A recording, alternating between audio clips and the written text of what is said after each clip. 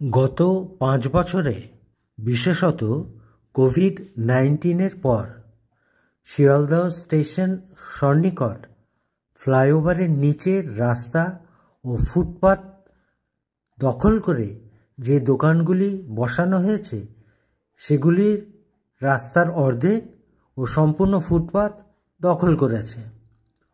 পথচারীদের সুবিধা জলাঞ্জলি দিয়ে অবিবেচকের ন্যায় রাস্তা ও ফুটপাত দখল করা হয়েছে। বাজারে আগুন লাগলে ফায়ার ব্রিগেডের ইঞ্জিন ওই সমস্ত রাস্তায় ঢুকতে পারবে কি?